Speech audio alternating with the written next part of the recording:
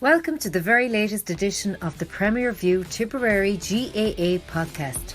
Don't forget to give us a follow if you haven't done so already on Twitter. We are at Premier View Pod. On Facebook, our page is the Premier View Podcast, and on Instagram, where we are Premier View Podcast. We have up-to-the-minute news on all things Tipp GAA across all our socials, plus the odd giveaway, so don't miss out. If you're a Spotify listener, don't forget to hit follow and also hit the bell so that you never miss a podcast episode.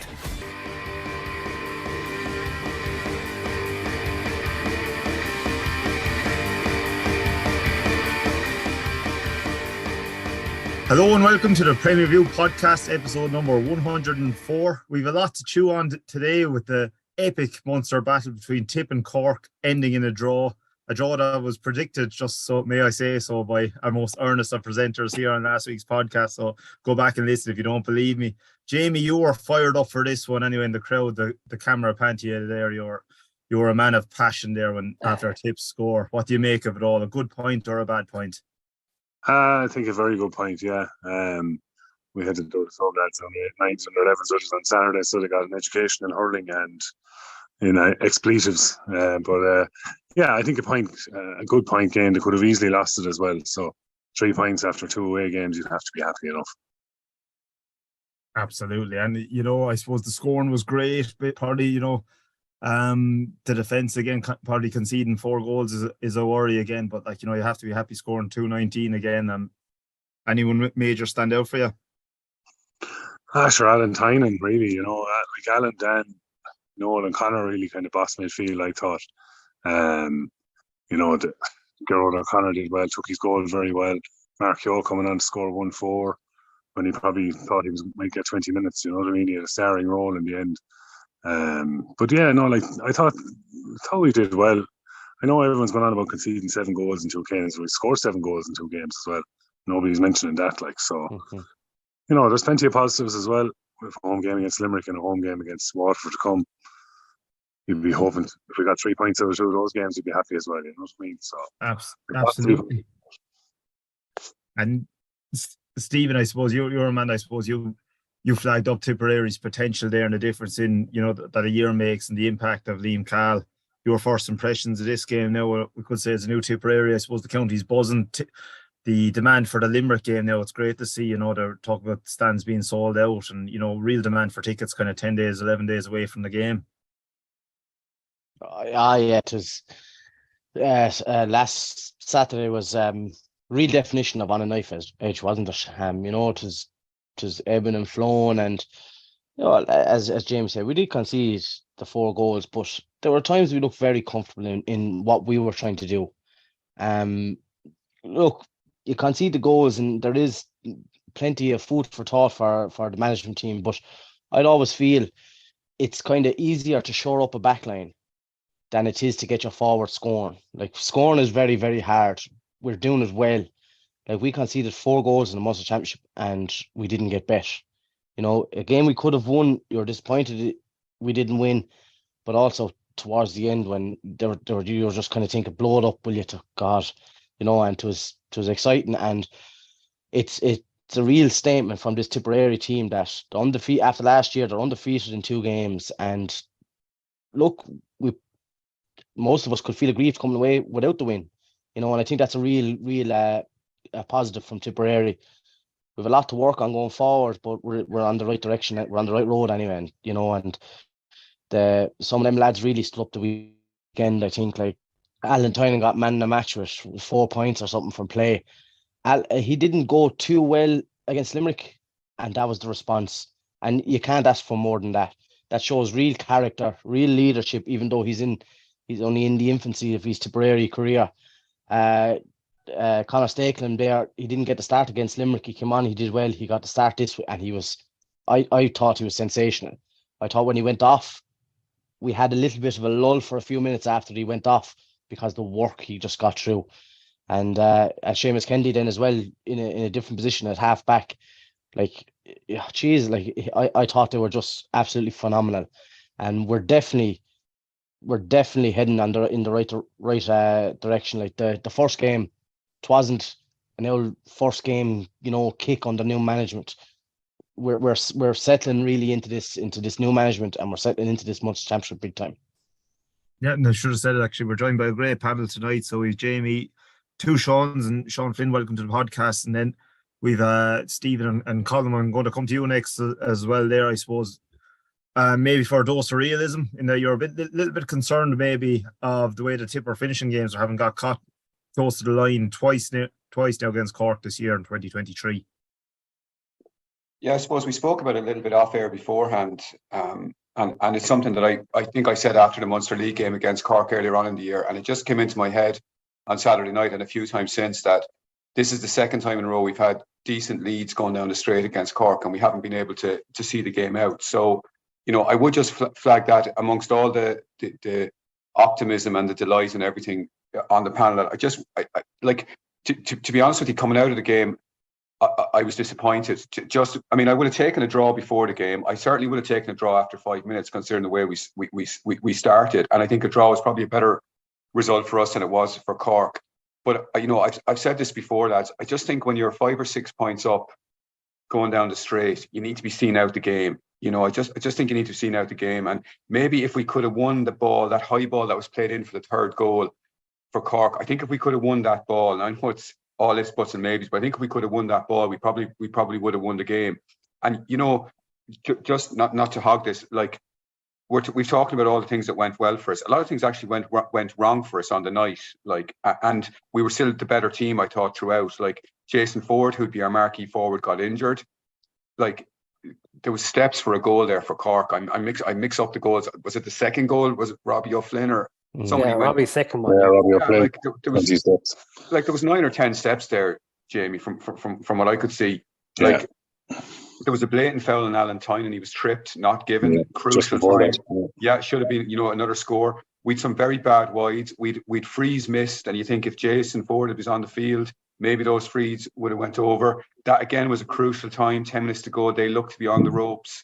They were almost beaten, and a goal the goal that I'm talking about really lifted them, and their support as well, which was kind of quiet before that. So and I'm saying all of this as a massive credit to our lads, and Stephen and yourself have mentioned, it was great to see lads like Dan and Ronan and Seán Kennedy, kind of emergent. Noel McGrath, obviously, really were the leaders of the team the other night, and also then to see Mark and Jake Morris work so well in the full forward line, and to me kind of came of age as much the other night as they have in any other game. So yeah, look, it's my usual long-winded answer, but yeah, I would agree, Kevin. I just would flag it, and also we did mention as well, Clare finished very strongly against us as well, and didn't they scored a goal in injury time, got a few points as well, and sort of turned in we would have had a much bigger win and a much more healthy scoring difference if we'd finished that game a little bit stronger. But look, I'm probably being a bit churlish and being a bit overcritical there, but just to point it out, maybe. No, absolutely, I suppose, yeah. So, we are joint top with Cork now on 3 points. Munster has reached its halfway stage again. Seán, to come to you next on it, Seán Smith. Again, taking the 2 games together, these are our 2 away games, probably seen as the tougher of the 2. I know we've Limerick coming to town next up, but again, looking at some of the things, as Colm said, that went wrong, maybe injuries, missed scores and all that. Granted, we did have the bit of luck against Clare as well. Would you overall be happy and focused on that Cork performance? You have to be happy compared to what we're saying maybe a couple of weeks ago, or months ago even. We're saying maybe get something out of one of the opening 2 games, like something was maybe scraped, win or a draw. And now we're sitting here, was it Tuesday night after Cork, drawing to Cork, and kind of sickened over, to be honest, because the game we should have won numerous times. But when you go down 1-3 to 2 points there the doors, but then we hit back and the boys were phenomenal. Did we get 10 next scores in a row? 10 points? It was just Cork were bossed out. That start was worrying, wasn't it? Well, start was worrying, but I loved the reaction of our players. That's something which I haven't seen in a long time as well. The reaction, I was like, Cork here are going to blow us out. But the reaction was good. But then the reaction again then from Cork, let back in again. But you have to be happy and confident from it. And again, Seán will come on and tell us that middle third is where the middle third of the field where we just won it, bossed them, like even see if the Ray Vine had a clip of no more and protect him with a Seamus Kennedy go and win the ball. Like, clever little things that when you look back at a game, you see how they're clever on midfield, not letting Cork get in the ball and stopping that half hour and driving on for Cork, which we were kind of worried about. We said last week was the worry we had. And Seán Flynn, welcome to the Madhouse, first of all, the Premier View podcast. So I suppose, though, it's great to have a good statsman on board as well. And I suppose your interpretation of the game, if you didn't know the final score, you're looking at those stats there where maybe Tipp doing well in so many areas. How would you have read that game? Again, just for your positive, or is it overall kind of positive reaction you would have had to it? Maybe, as kind of others have mentioned, there kind of things to tighten up on in defence, or would you look at it through a different prism? Well, boys, how are we getting on? No, so the big thing is I was texting a few lads even midway through the game, and I was kind of saying, like, it was really like I felt for the first time in the last few years that just felt that we were really adapting to the way the modern game is going, and that's not even with the use of the ball. It's more about our shape when we don't have the ball, and then when we do have the ball, that we're still able to get forward. If you know what I mean. I just thought before we were small bit too, I don't know, just conventional, our 6 forwards are staying up there. We're not getting deep enough back, where I think now we're kind of adjusting to that. And I think the big thing is having Marcio and Jake up there. I think that's allowing you to even, a small bit like Limerick in a way, having just Scallan and Flanagan up there.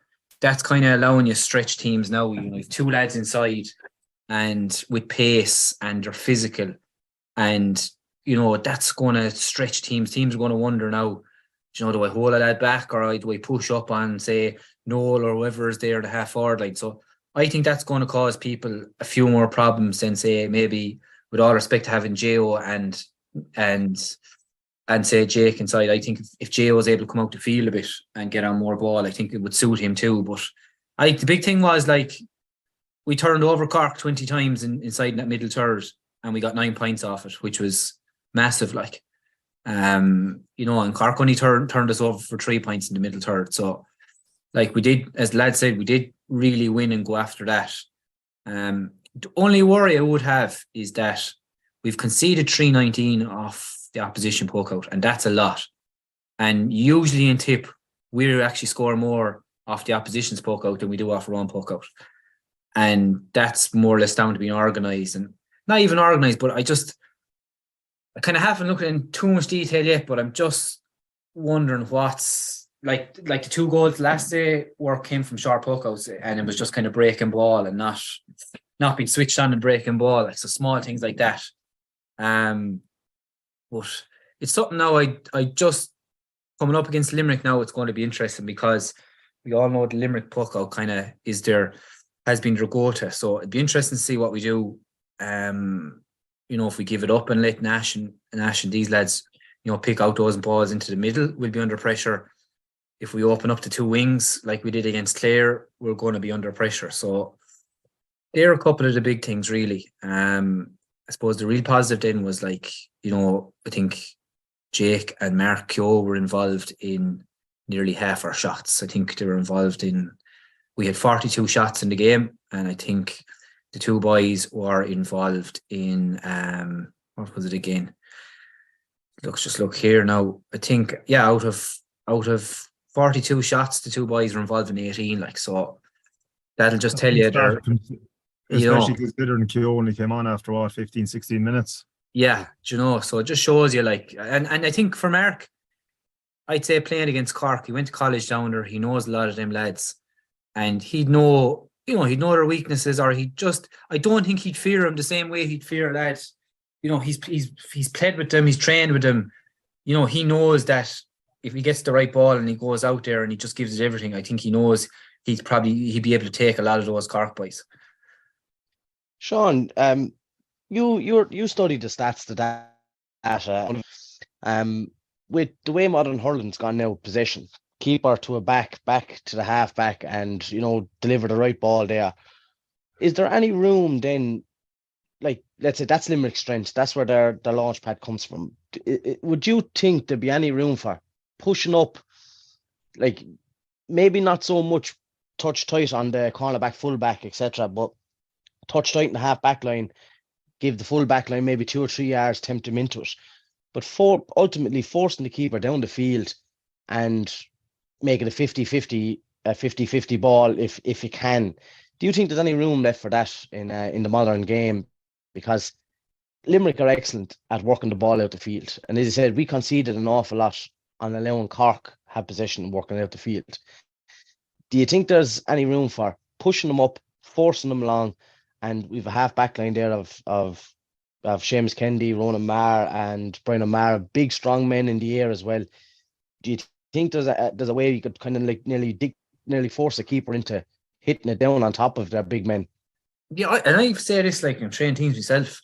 Like I think there is, but I think you can mix it up. Like I think, stand off, and even pick a corner back now. Like I think, the big thing is you pick. I remember we played Clare in the first round of the league in 2019. I remember after a couple of minutes, your man Jason McCarthy was in corner back.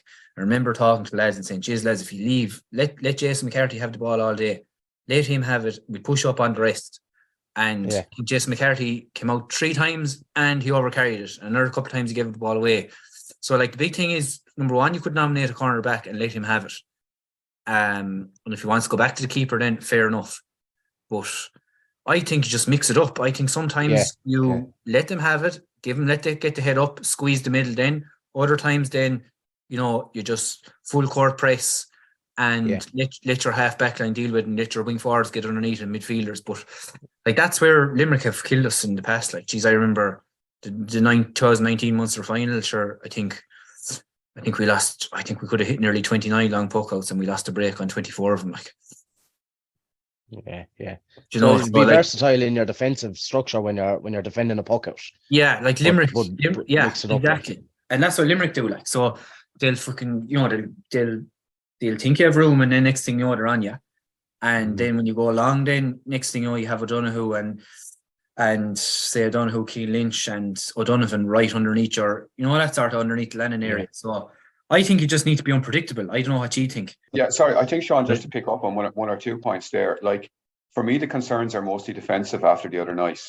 I was kind of happy to see Hogan as our goalkeeper for this year, but after 2 games, I'm a little bit concerned. Like, he's not making the saves. I don't think he's making his presence felt either. A couple of sloppy puckouts the other night. We conceded a goal off one as well. Don't forget, did he make the wrong decision for the 3rd goal? I think he did, so I think our deficiencies there are plain to see, particularly against the running game.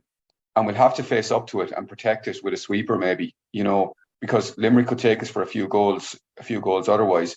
The other thing you mentioned as well was just on Mark Kehoe. Like, he was exceptional when he came in, absolutely. And the impact of both the benches was crucial.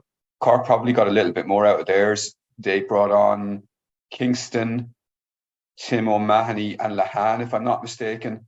And I thought the 3 of them were pretty much the reason that they came back. Do you know what I mean? Now, look, we brought on Shamey as well. If he got that goal, maybe, that would have won the game for us, obviously, I want to come up on, or just come in on that column as well, because we're still searching for that real reliable kind of impact sub. Maybe Sean Ryan was it against Clare, got the start and probably didn't work out for him, first championship start. Then this time round, as you said, Shamey Callan came on late, John McGrath came in late kind of this time. And look, it was very tough to make an impact. Mark Kehoe, you could say, came on after 15, 16 minutes, was up there for man of the match. Like, again, as we turn towards Limerick now, like you need to finish as strong as you start, really, don't we? But who we're bringing on, we need almost that guaranteed impact, possibly to lift the crowd as well. Don't forget, Kevin, as well, like Conor Bowe came on and came off again. So I'd just be interested in the boys' take on that. Like, No, I was looking at Conor Bowe and I was looking back at him. Like, he was unlucky. Like, he 2 wides. He worked hard. He was like he was putting in a few tackles. He was being targeted for the odd puck out as well. Like, so I don't know. Just like, I put this, would he get taken off if 2 of the balls he had were over the bar? Like, do you know, sort of way. Like, he did get taken off as well. There's only a few minutes left with Shamey coming on a different plan just to get the ball in and try and Shamey to hit the net and take on a big cuter maybe. That was kind of couldn't think as well. Yeah. I feel sorry for Conor because, like, he's a great joke and he's probably suffering from going in with the footballers there after he came out with 20 and not being in with the seniors straight away. you know, like there's a lot of players there who have been knocked around the panel for a couple of years, and now they're, you know, like your Mark Hughes, they're getting their game time now. Whereas kind of he went away, and I remember actually I was over Burgess and we played what you call it in a challenge game. Yeah. And like he was saying to me, I was talking to him after, and he was like, "No, this is my first game of hurling now in so many months." So John started away. So he was after being in with the footballers the whole time, and we were even talking about like the difference of running in football and hurling. Like, do you know what I mean? Whereas like, hurling's all sprinting, and in football you're kind of going 80-90% the whole time. So he probably is a year or two behind where he should be in terms of, and not no fault of his own, but like really could have done with him in on the panels probably from 19, 20 on, 20 on, like, do you know what I start with? Yeah, and like it was on the pod as well. He'd have great time for him as well. I know going back along, great potential, and he's often coupled with Gerard O'Connor as well as making a very good impact. Singing club, and it's great for a club like mine to be contributing. You have two marquee players almost now on that as well. I suppose that's at the Cork game we could stay talking about it all night, but look, we have to talk about the next game as well. I suppose Munster, Liam Calvi saying it's always about the next game. We've 3 points, all depending on what happens this weekend in the game between Clare and Waterford. This could be like a win for Waterford could bring them back into the mix completely, like and then obviously targeting Tipp in their last game for a win, but in all known form, maybe Clare getting the win there, we could be putting Limerick under serious pressure and doing ourselves a great thing as well. So thoughts on this game? This is a huge game now. Limerick are going to have a couple of weeks rest. They're going to have to round the wagons, round the troops up, and they're good. This is a big game for them. If Clare win, we could potentially knock them out with a game to spare. Do I have that correct? If Clare win their next game? Yep, that's the maths, isn't it? Yeah. If Clare win, they're true because they'd have Limerick on the head-to-head. Yeah, is the way we make it. So you've Limerick coming to town under huge pressure, and I kind of don't really like the saying, but Tipp have a free shot.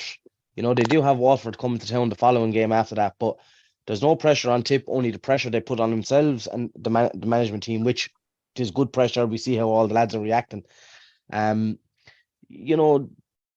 This could be a statement from Tipperary now. Like, we've had two right good games. We're in a far better position than we were last year.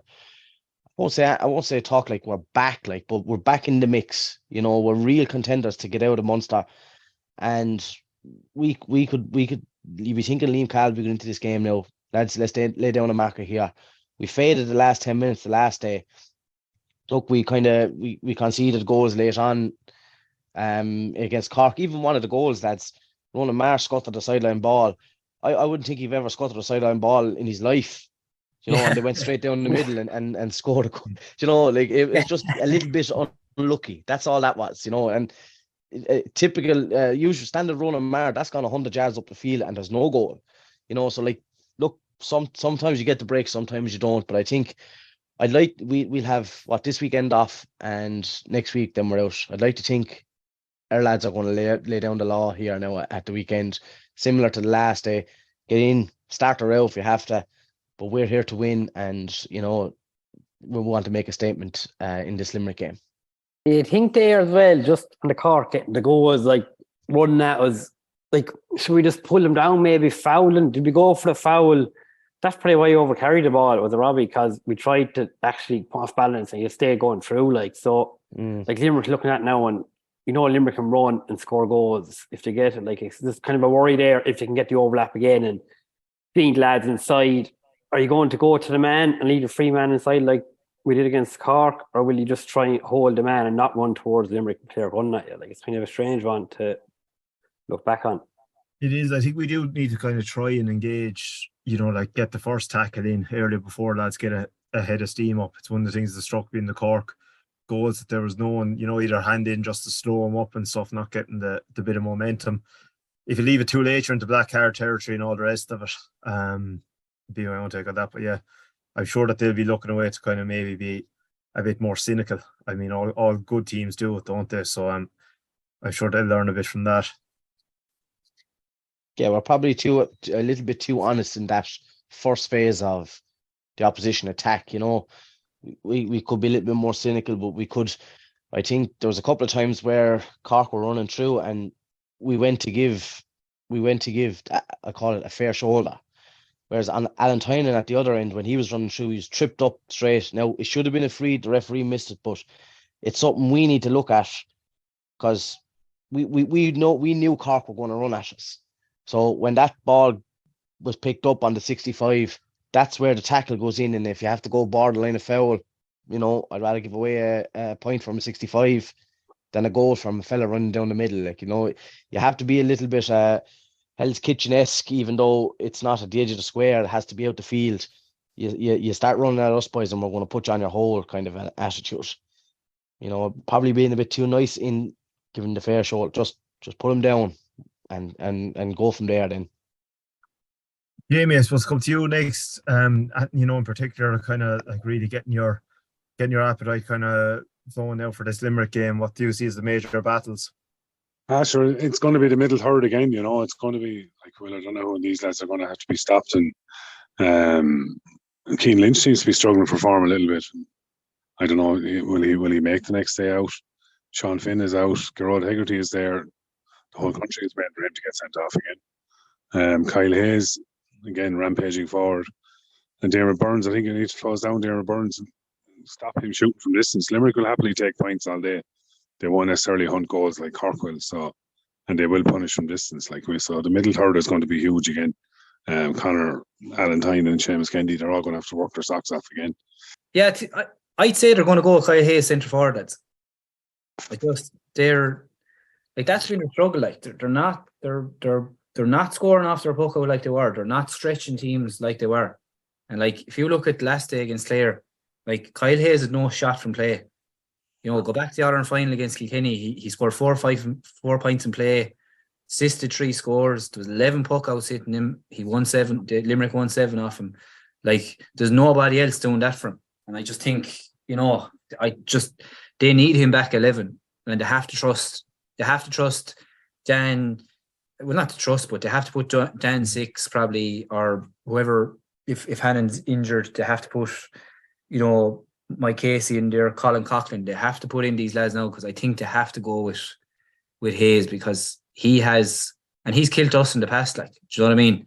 Even at 11, I remember going back to that 2019 Munster final again. Like, that'd be massive, Sean, wouldn't it? Like throwing at Semple and Kyle Hayes is in, half forward line, centre forward, whatever, like that.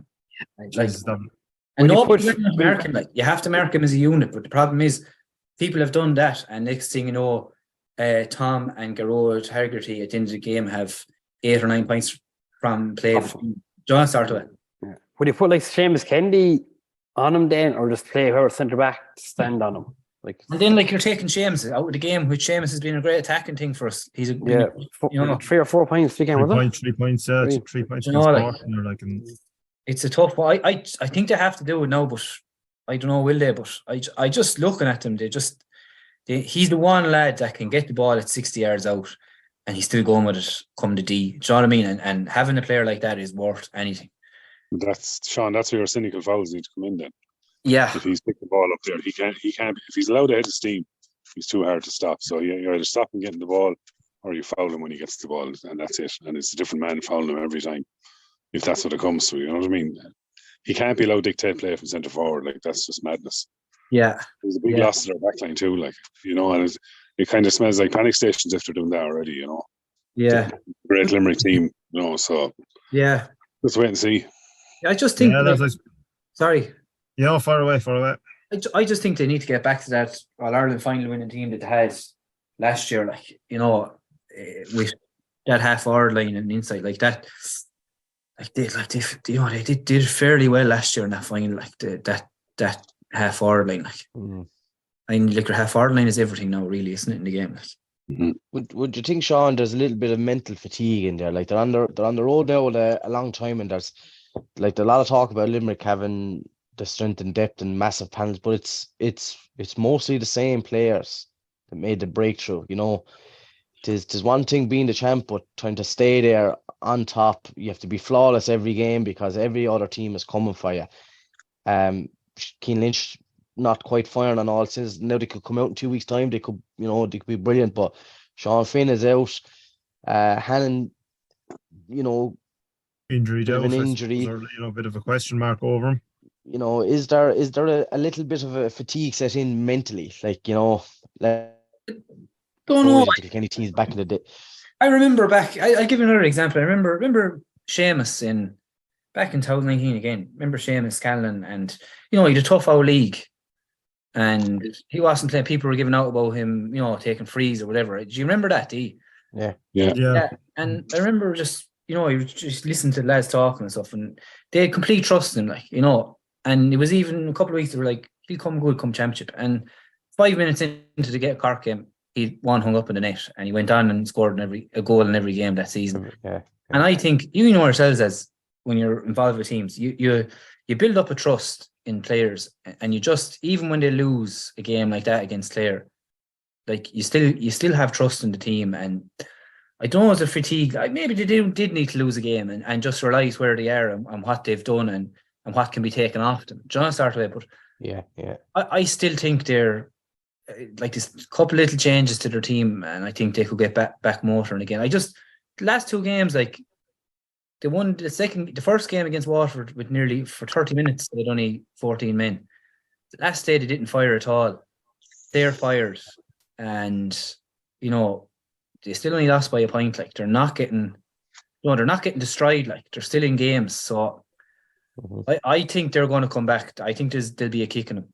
I think this is the kick they need. But then look at some of their players. Aaron Gillan didn't play much of the league. Jeremy Burns didn't play much of the league. Do you know, Cian Lynch is only coming back from a hamstring injury. They kept him out for like all the championship. He didn't play any club championship last year, so he's only getting right. So they have 3 or 4 lads that are using the championship as kind of ways of getting tuned up for the business end. But I don't know, I'd be worried now going into the next game. But the one thing I think Tipp are able to do now is they're just able to go balls out and go for it, and they have the forwards. They have lads that are able to pack the middle and go toe to toe. Like Alan Tynan will run into any of those Limerick boys, and it won't knock a funk out of him. But I guarantee you, he'll put them under pressure. Do you want to start with? Absolutely, lads. Before we leave this one, I'm going to do maybe differ now. I won't ask you the scoreline yet this week for the Limerick Tipp game, but Waterford Clare. Stephen on the border. I'll go with you first. I'm going to go with a good reaction from Waterford from the two terrible from the terrible start to the championship. Good reaction, but I think Clare will still get the win. I think their win against Limerick has really thrown things, and there's so much pressure on Waterford now. Yeah, it's a must win for Clare as well, I suppose we should be saying. Colm, next up. Come on, Kevin. Move on, will you? Sean Smith. The Clare juggernaut ain't stopping when the miners slide convincingly against Cork, so they're on a high altogether.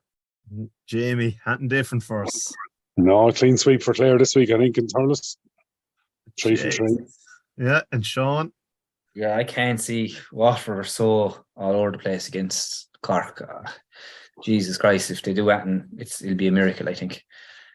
Yeah, I'd agree. Clare win for me, so not even an optimist like me, even though when it comes to Waterford.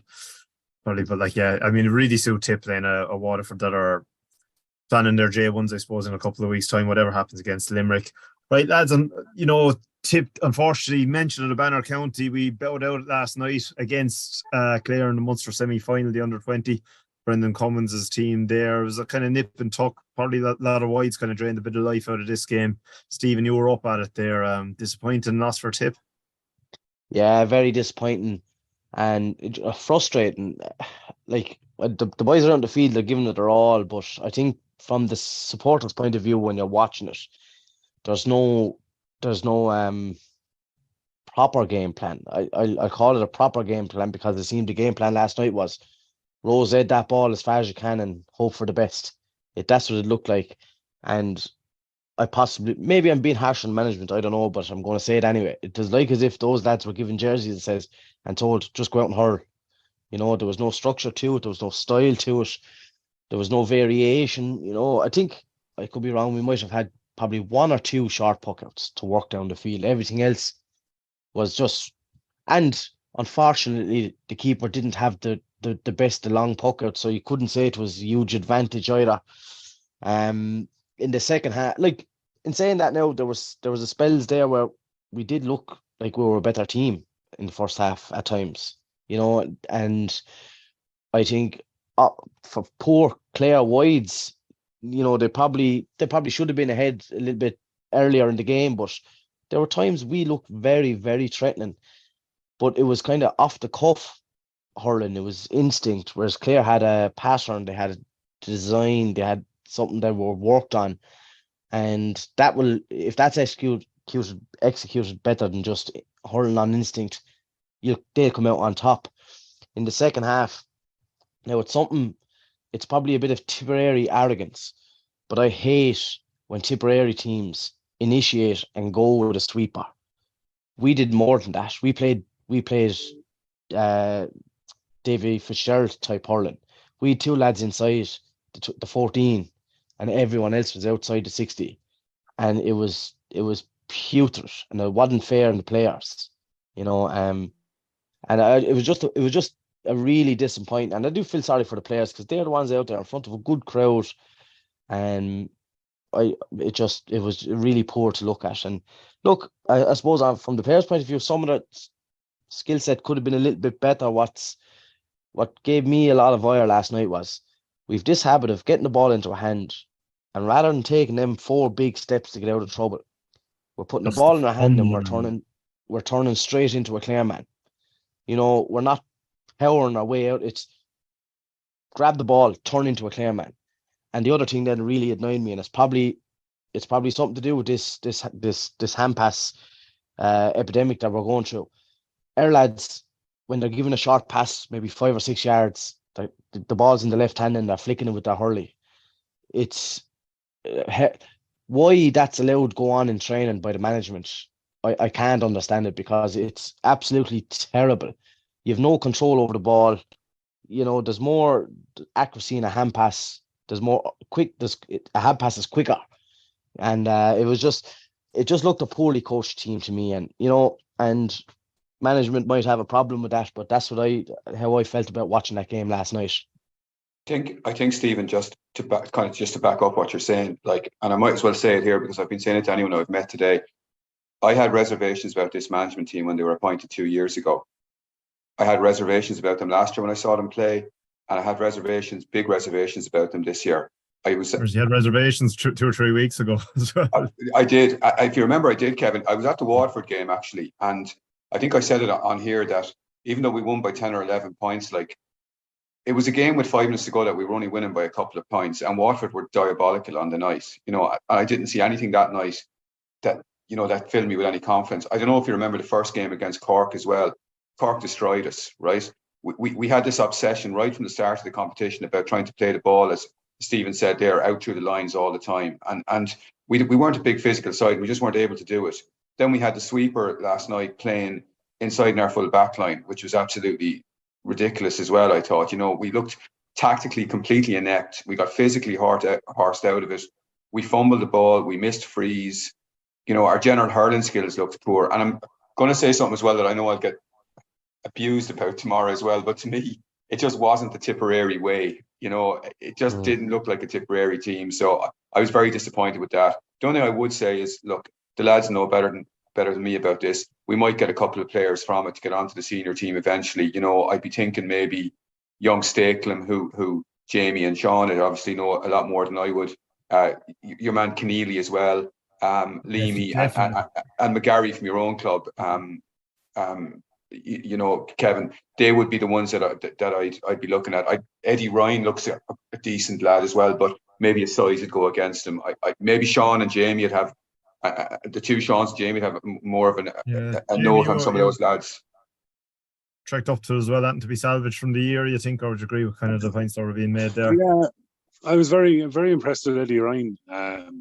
As Colm name checked him there. Again, he is a little bit small, but he was very good the last couple of games. I saw him. He seems to come off early in games as well, which I didn't understand. But the tactics were very frustrating. The lads hit on it there. at one stage we had possession of the line ball and there was nobody in our half of the field at all, or in the forward half of the field. Like it was just, I don't blame the players for the performance last night, to be honest. They looked poorly coached and they looked overcoached. They looked tired, and there was no, like, Dara Stakeland's a very fit, very mobile player. He looked stuck to the ground last night. Nelly got on a few balls. He caught one great ball and a pint in the first half, but he didn't get enough ball. We didn't hit the ball up the field quickly enough. We overplayed the ball in possession. Tried to be fancy playing the ball out, and instead of just getting the ball and hitting it in, with quick forwards, young Corbett is inside. He might be small, but he's very, very quick. We never hit the ball into space for him to run into. And it was very frustrating to watch. It was a poor game. Clare should have been 5 or 6 points up at half time. In all honesty, their shooting was terrible in the first half. And they got a couple of goals then, and we were chasing the game 5 points down, I think, with 5 minutes to go. And we were playing a sweeper, and it was just bananas shit. Like, you just didn't know that double goal swing, sitting to Clare, we missed one at one end. Yeah, we had a good chance Stephen Funko with the ball across. Like, it could have been a goal. It would have gone to 1 point. I think we were 4 down at the time. But, like, you're chasing the game and then sweeper. It's just crazy. Like, it's pure Waterford tactics. Like, it's bullshit to watch, to be honest. Yeah, especially when, what's supposed to be a development grade as well, where you want that kind of, man on man and see, who's the best team. But lads, we can't leave this week without talking about the story of the week, which is undoubtedly whenever GA ends up on, I suppose, the front pages and on Joe Duffy a couple of days in a row. It's never good news, but GAAGo, lads. It's not going away. Fucking right, it's class. It's class when it's free. It's shite when you're available. I find myself agreeing with Dónal Óg there on the Sunday game about the promotion of the game. I think he's right in everything he says, with the Munster Championship being the sacrificial lamb to kind of sell subscriptions. Where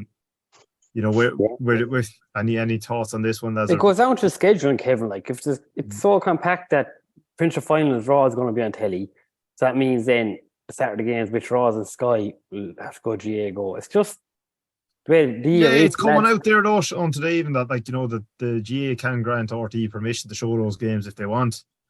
And I think RT won't show. Yeah, see, that's it. I think the GA have to be, like, first of all, hurling has to be greedy in what I want shown on, like, and GA has to be greedy in terms of, like, saying if you want the package, you have to show X amount of games and they all have to be on something. So it's like the rugby, sure. Fucking hell, there's no rugby on the telly. Like, you have to show URC, women's, everything. But don't they show matches on that RT News channel as well? There's often matches on that from time to time. Yeah, if you look at a World Cup, like, every single game has to be shown if you get the rights. Yeah. So not saying, look, every single GA game has to be shown, but when there is a clash, or when there is, look, we're in a new split season and all that now, I think that there should be some option. And I'm not talking about, like, it's just for actually the promotion of the game. I think that GA just isn't a sporting thing. It's also the cultural thing. Like, if we're on about, I said it there, like, I'm not on about promoting Donegal and Roscommon, but, to keep the game strong in Tipperary, I think you need people kind of watching the game and talking about the game on a Monday morning, because, they're watching all sorts of sports and all that at the moment. So, it's a competitive environment. We need to be greedy in what we're doing. And that, for me, means showing as much hurling as often as possible. I think that's the key point, Kevin. And like on the rugby, like, I love putting the boot into rugby as much as anyone, and I like to put the boot into RT, and I have done it here before. And like you, I found myself in a sort of a parallel universe on Sunday night, agreeing with Dónal Óg, and almost agreeing with Matty McGrath on Monday morning. Although I think if the argument had been put the other way on Monday morning, Matty would have seen which way the wind was blowing and just went with that way. So, like, I think the point you make is well made, though. Like, it's up to the GAA to I suppose to negotiate with RTE on a package of sports. Like, they should have, like, a magazine half-hour show during the week. Like, what would be wrong with that? Like, why are managers not told, or why are managers not being interviewed after games at the moment? Like, I was expecting to see Liam Cahill and Pat Ryan be interviewed on the Sunday game on Sunday night, and that's not the first time that's happened. Could we insist that one player per squad comes out and gives an interview after the game? Like, it seems Dónal Óg's rant on Sunday night started out against RTE, and that's where we kind of thought it was at. But actually, it turns out that it's the GAA really who are as much at fault as anybody on this. And of course, you're right. Like, it is about promotion of the games, you know, and to be fair to rugby, they're looking after themselves first of all in the promoting of their game, and they're damn right well done for doing that. That's their business. I agree with you. There's way too much of the shagging thing on the television, but a little bit like the coronation on Saturday. I have no interest in the coronation, therefore I didn't watch it. I have no interest in rugby. I don't watch it. Do you know what I mean? I have an interest in the GAA, and there's not enough GAA on it. You know, and like last point is, like, I look at my own parents, like, you know, my father's going to matches all his life. Like, you know, he's nearly 80 years of age. He's not able to walk down to Park Equive on Saturday night, okay? But by the same token, GAAgo, like, they don't have broadband at home. They can barely work the Sky remote. Do you know what I mean? Like, asking a man and woman of my parents' age about telling them about broadband and GAAgo and all that sort of stuff is a pure nonsense. It's not going to happen. You know, so it's the worst option, if that the GAA could. The worst option. Yeah, it is the worst option. I'm sure the boys have plenty to say about this as well. Sorry. I'd agree. I think it's terrible. I think they saw a little opening there to make money and put behind a paywall. And I don't believe for a sec there was a need to make money. There's no one going to tell me that the GAA broke. We need to find a way of making money. If they were broke, then they would have approached Virgin Media as well to battle it out for the rights to games, which Virgin Media came out today and said they were never even approached. So there's no one going to tell me that has to be behind a paywall. The GAA have to make money. They make a hell of a lot of money. Please God, we get the Croke Park this year. You're going to be paying 70, 80 euro for a ticket. You know, in what looks to be for a final now, it's not 100 for a final, and attendances are through the roof this year. You know, like, we're already having issues. We're trying to get a ticket for the Tipperary and Limerick game. Attendance is through the roof. There's money being made. We're a financially healthy association. Putting it behind a paywall, I think, was a cheap shot at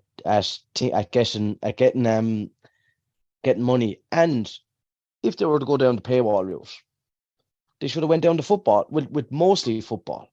You know, started off with the football and leave it, because there's only small pockets in Ireland that are hurling only. Like, you know, move out of Munster, you have one or two counties in Leinster. Everything else is football. You know, so if you wanted a bigger crowd, throw your GAAgo in for the first year for football. If it's something that had to be done, if it was a way we're going to go forward. But the GAA have to do far more to promote hurling. Like, we mentioned the rugby there. Ireland, I don't know when their schedules. They'll play a match next week, let's say, and they'll beat the All Blacks. They'll have 4 or 5 documentaries now in the next 6 months because of that match. You know, and it looks like the greatest game in the world. We do nothing. Like, I read a stat there. I read something the other day on Twitter and it got me thinking. Our archives from a sporting perspective is absolutely shocking. You know, to go back and find stats on a game, or who was the captain of the game, or who won it, to go back finding archives and stuff. And I compared it to I was thinking about the NFL at the time in America. They have stats on high school players that never even played in the NFL. But, you know, Stephen, you're right. But, like, you know, the last 2 GAA documentaries I can think of was Marooned with Paulie O'Shea, which people still talk about 15 years later. And Galway when they won the All Ireland. Bar that, there's been they were all independent things. The stories are there, but I think it's just RT or actually GAA laziness. GAA is terrible. There's, again, I know I go back to the NFL in America, and it's a multi-billion-dollar organization, but every year they have an America. I think it's called America's Game, or, you know, they have a documentary on the winning team, and they've cameras, they've snippets from throughout the year, like, you know, interviews. Most of our GAA players and I will now talk to a journalist. You know, I know that's coming from, but the GAA should be forcing promotion on counties. Send up fellas from interviews. Send up managers for interviews. Have some sort of video footage for archives that where we can make a documentary. Like, you know, that you won't find that behind a paywall. Most of the promotion of GAA games now come from private owners of TikTok and Instagram. You know, even ourselves, the podcast here, we're getting the views. Where's the GAA first, or where's the GAA official? You know, it's terribly poor, and I hate putting the boot into GAA because The way I see it, that's my association, not soccer, not rugby. This is my one, and we're clannish when it comes to our own, like the clubs. Your club could be wrong, but you'll never admit they were wrong to another club. And we're absolutely appalling at promoting our own games, especially hurling. That's the minority in the GAA. Well said, right, lads. Very, very, very busy week in store, as we said. Best of luck to the Tipperary, to all Tipperary teams, because I suppose the footballers begin their campaign, their Tailteann Cup campaign. Jeez, I can't even remember who they're playing this weekend. So playing down the same day as the hurling. They're up in Meath this weekend, isn't it? Yeah, and Tipp playing Meath, is it? Yeah, Meath this weekend, I think it is. So best of luck to them as well. And the Camogie on Sunday, Saturday. So that's a league final. Munster final, sorry. So best of luck to all the Tipp teams over the next few days. Thanks a million, lads. Cheers. Yeah, lads. Good luck. Yeah, so, man.